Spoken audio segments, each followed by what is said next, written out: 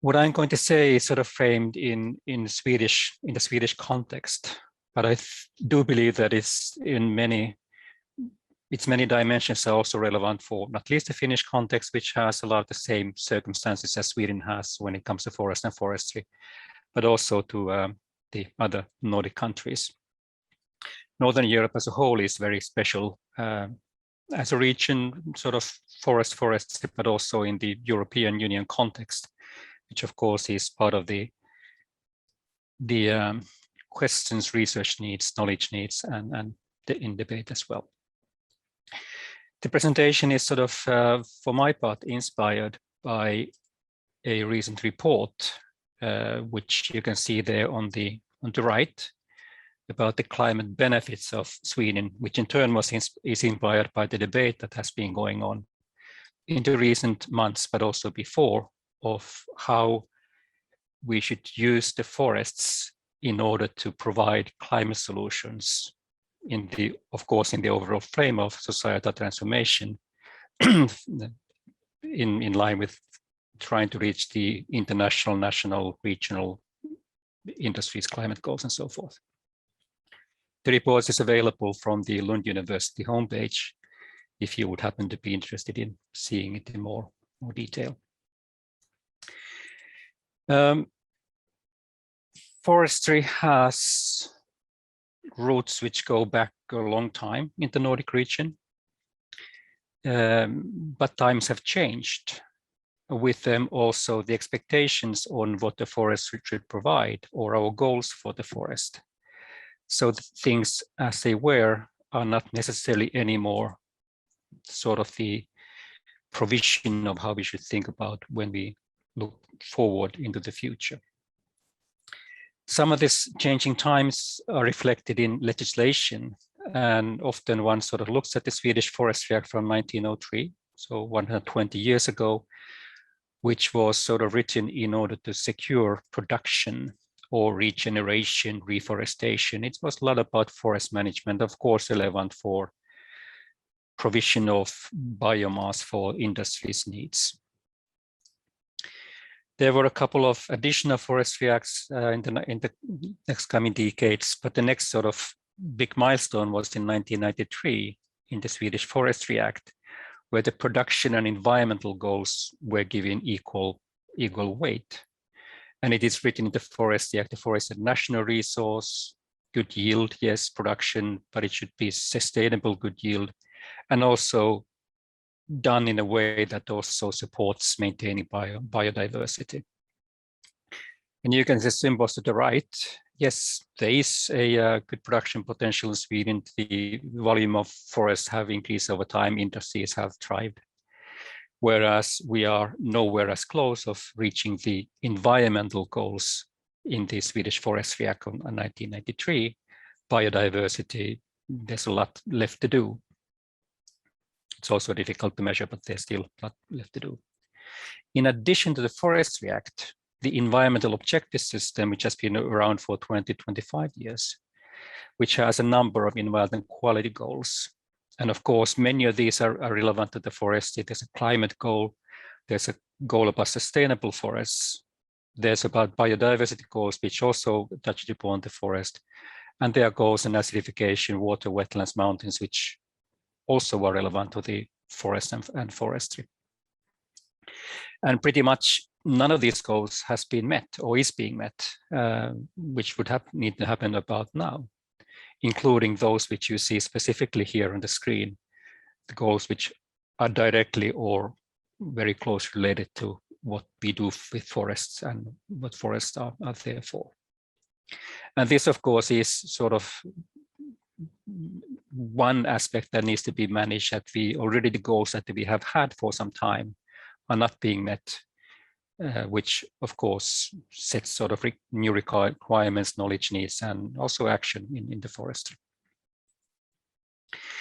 Also important is when thinking about what should happen or what could happen, should we continue doing the same? Should we do things differently? Is that we are where we are? Obviously. We are in a situation that has been developed over many decades, when it comes to how we think about the forest, how we manage the forest, but also how society uses the products from the forest, the biomass. But this is not necessarily the answer sheet for the future. We may want to be somewhere else in 10 years' time, 20 years' time, 30 years' time, when we think about the challenges which have been met and also the new challenges which have come about with climate change. Still, of course, where we are, the systems we have, the practices are one starting point when thinking about the future.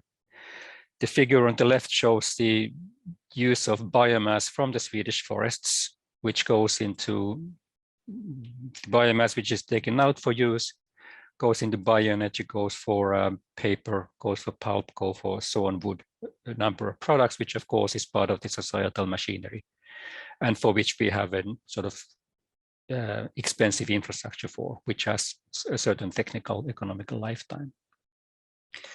Still, in the previous figure slide, the conditions under which today's systems and practices have evolved and developed are not more the same. They have changed, and there are new possibilities and challenges which can be made stock of. Also, it would be difficult to make the case, I believe, that today's systems and practices would be the optimal or maximizing if you think about the climate benefits of the forest or other benefits of the forest, obviously, which also sort of underlines that how it has been and how it is not the best answer sheet for what to do next, where we should be in the future. Forestry 2.0, well, I'm not sure if I've seen anybody use the concept, but of course you all catch the meaning. The next phase of forestry, going from production focus to production environmental objective focus to considering the many benefits for the forest. Climate solutions, securing biodiversity in the forest and forest ecosystems. Production economical values, of course, are one part of this, and also social and cultural values like recreation or reindeer herding and many other things. And of course, these sort of compete of our attention. They compete of the available land. They compete of the biomass in the forest. And here the obvious challenge is to finding the best possible overarching solution that takes into account all of these things, but also where we are clear about how we sort of prioritize between these different things and which measures sort of aim to doing what, which aspects of these. A few things which are probably clear for many, but today's forest in Sweden is a big carbon sink, of course. Part of these things follows the biomass from the forests. The harvested wood products has a certain half-life time, but can sort of store carbon over many decades in the best case. In some cases, the biomass from the forest, we can paper and pulp. The carbon sink after the biomass leaves the forest has a very short lifetime. There are carbon sinks in the forest on forest land, which includes the protected forest land, the set-asides, which are not used for production, and unproductive lands. And there's carbon in the standing biomass, there's carbon in the soil, where the carbon pools are increasing over time. They have done that for many decades.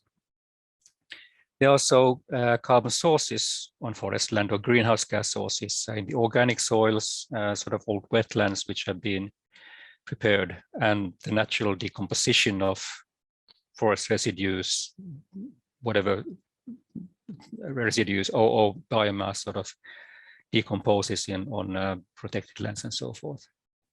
But overall, there's a net uptake which does vary quite a lot between the years, depending on weather conditions, depending on disturbances, depending on how much is being cut out from the forests.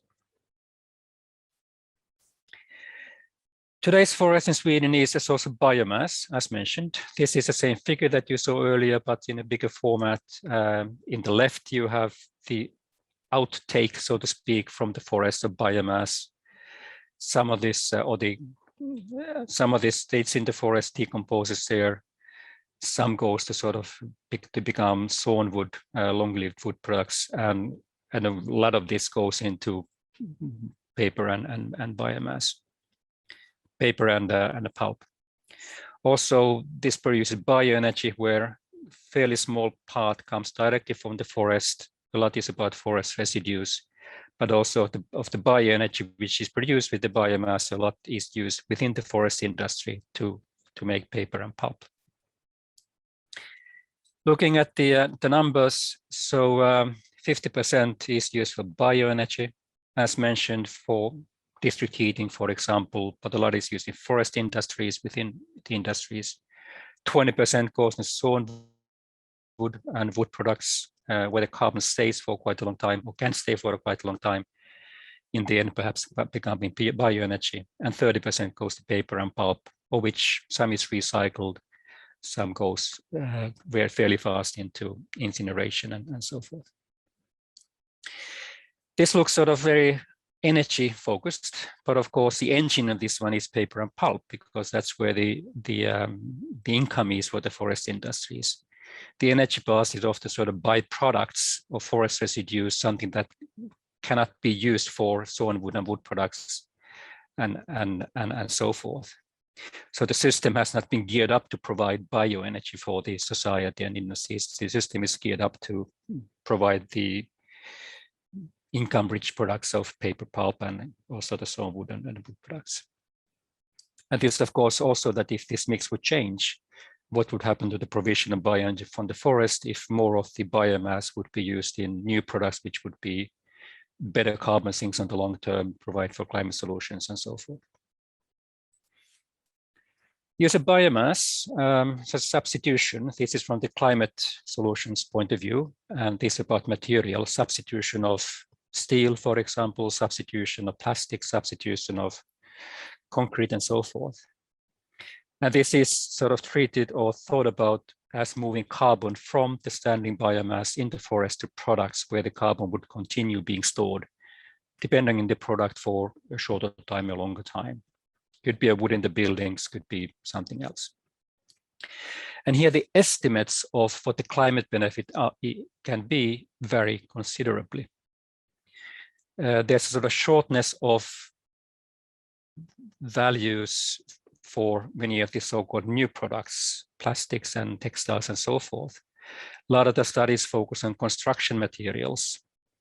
And as an example, a sort of synthesis of what 51 studies where the study looked at 433 substitution factors. So on average, there was a climate benefit. So each 1 kilogram of carbon in the biomass replaced 1.2 kilograms of carbon from fossil sources, so to speak. But also a lot of variability from actually no climate benefit to the strong climate benefit, depending on the study and behind the study, the methodology in the study, but also which product was considered. Here, of course, the substitution climate benefit varies a lot about the life cycles, how long the product is as it had been prepared, if it goes through several life cycles before coming bioenergy being burned with emissions sort of as a result.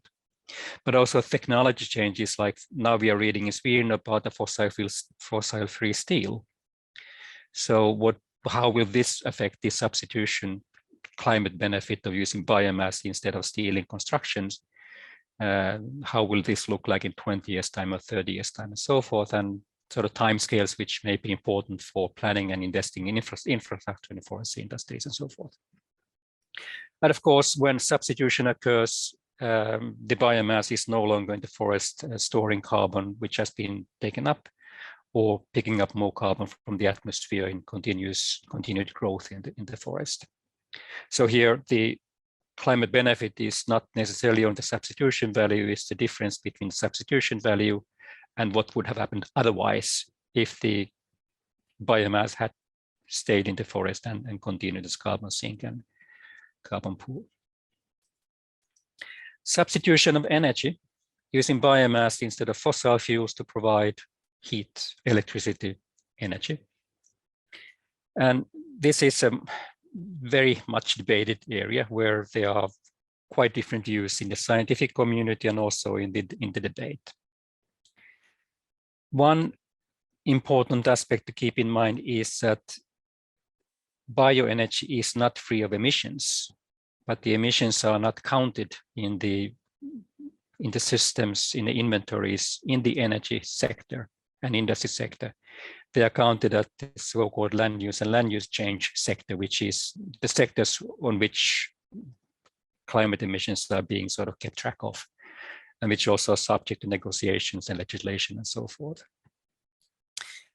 Fine, the emissions are counted, but the difficulty here arises from that the energy and industry sectors have different climate targets in terms of reduced emissions and the land use and land use change sector, which sort of makes comparing these a bit more tricky and sort of where the climate benefit is. The emissions related to taking out biomass from the forest for bioenergy, for example, do not follow the biomass from one country to the next, but they are at the country of origin. So if country X imports biomass from country Y, so country X can burn this biomass for energy without emissions in the system, in the bookkeeping, and the emissions are counted at the country where the biomass originated from. Also making it difficult to saying what's sort of climate neutral and what is climate positive and what is climate negative and so forth. And also because of the energy content, burning biomass causes large emissions than gas and oil. For gas, it's almost 100% difference, but depending on technology, it's more comparable to somewhat larger emissions from biomass and coal, depending on the technology and so forth. And again, taking out biomass for energy leads to reduced carbon pools and carbon uptake in the forest at the time of harvest and also in the years to come when the biomass is no longer, the same biomass is there no longer to absorb or to take up additional carbon. The time dimension is extremely interesting and relevant. You probably have sort of heard and read and maybe done research on carbon debt and carbon parity and carbon neutrality. And this is where sort of views differ considerably, both in the literature and in the debate. And to a large degree, the views differ because the people, what is being said, what is being written looks at different things. One is not comparing the same thing with the same thing. But basically, a forest is a carbon sink when the trees grow. Yeah.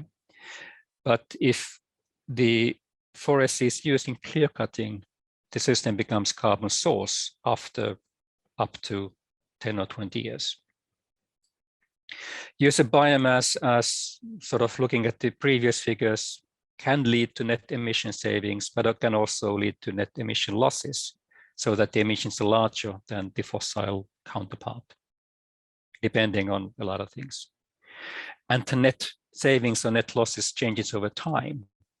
So over some time, the solution can be causing larger emissions than they would have been otherwise. And then moving to longer time scales, this can go from large emissions to smaller emissions.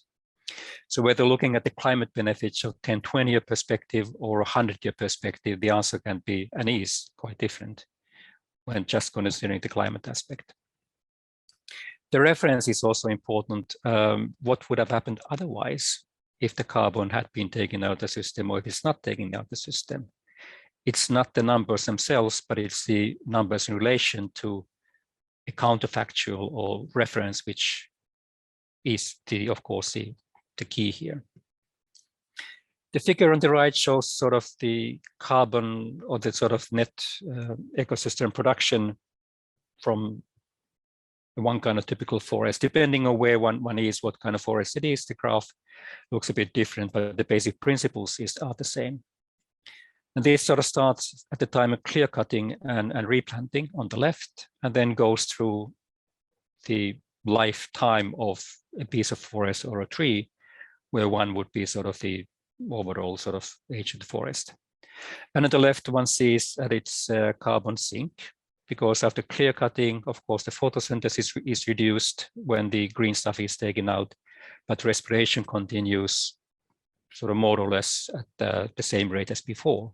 So there's more carbon going out from the land for a tree system, vegetation system that is going in via photosynthesis and storage. Then sort of break even in 10, 20 years at time, and then there's a net uptake in the and the soil, trees, vegetation system that is very rapid at the sort of early middle age of the forest and continues, but that is an unchanging rate, and then the carbon uptake rate is reduced over time a bit later. In the recent studies, it looks like it continues for a long time, even though on a sort of smaller and smaller amount. Spatial scale is also important. This, of course, you get different answers if one thinks about the landscape, that's saying that we have different pieces of forest at different ages, where some are carbon sources, some are neutral, some are carbon sinks and so forth. If one looks at each piece of forest as itself, where the forest, of course, is always at one of these, always at one phase, either a sink or a source of carbon.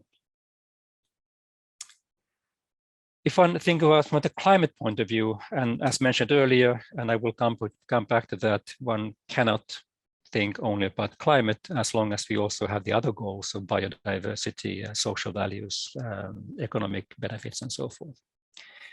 But the sort of extremes here is that if the forest carbon sink were to be maximized, which can be translating as not taking out biomass from the forests, this would give a large climate benefit in terms of net emission savings than using biomass from the forest to substitute fossil-intensive materials and providing bioenergy on the short term. 10 years, 20 years, something of that kind. But of course, this is not realistic, considering the other uses of the forest industries, and so forth. The other extreme would be that, well, if one were to use as much as possible the forest biomass for substitution, so using it the right way, having long life cycles of the products, it would give large climate benefits over longer periods, where these short-term changes even out. 50 years, 100 years, 150 years, 200 years in some studies. But here, the uncertainties in the quantification of how large climate benefits are for one part, but also because of the changing lifestyles, consumption, other products coming around which make the substitution values different over time and so forth. So the question is not about finding maximum climate benefit, but perhaps the optimal climate benefit for the forest. And it's about making priorities, finding a balance, taking the forest and forestry in the big picture. Not only talk about forest as being the sort of optimal climate solution. And when this balancing act has been solved, which goals are we going to meet in forestry by using our forest, what the forest would be used for, how we balance the climate, biodiversity, social values, economy.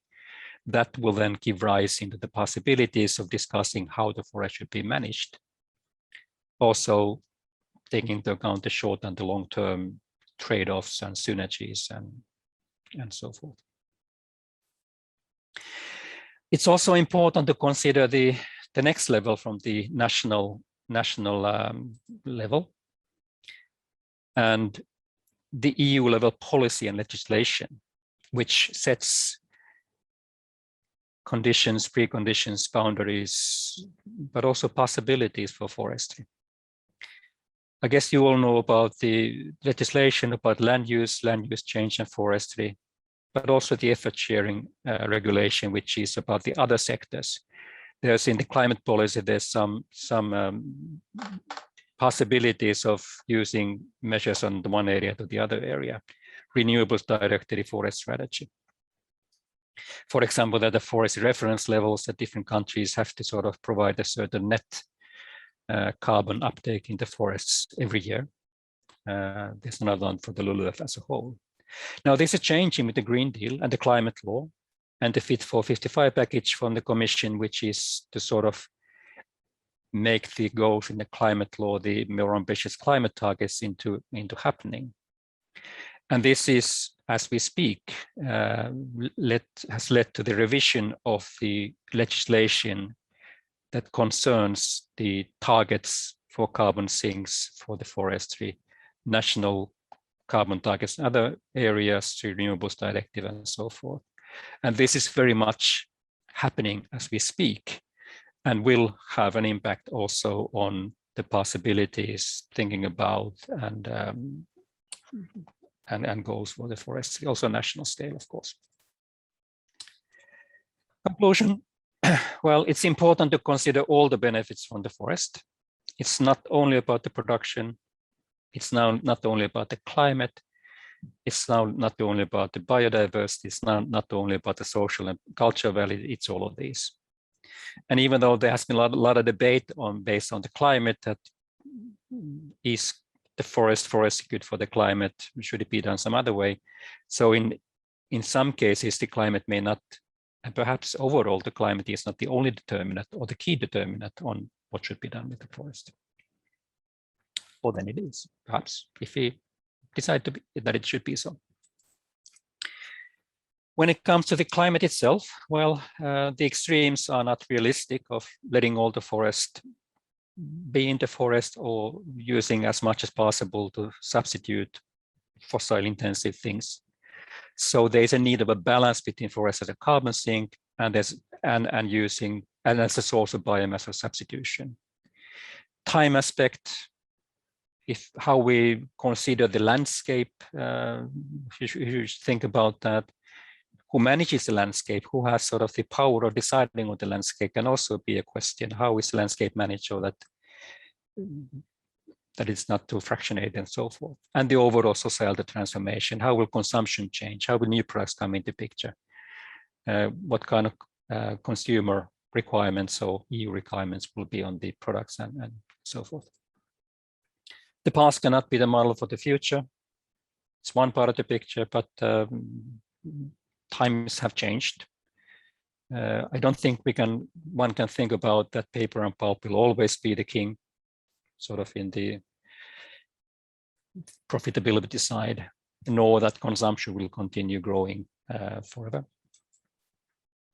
And also for the research, some of the difficulties in sort of understanding the big picture of making a coherent understanding from the scientific results and research is that there are a lot of variation in research methods which underline different studies and results, assumption outcomes.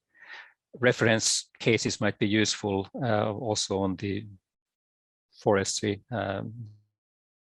side, as are done in many other areas.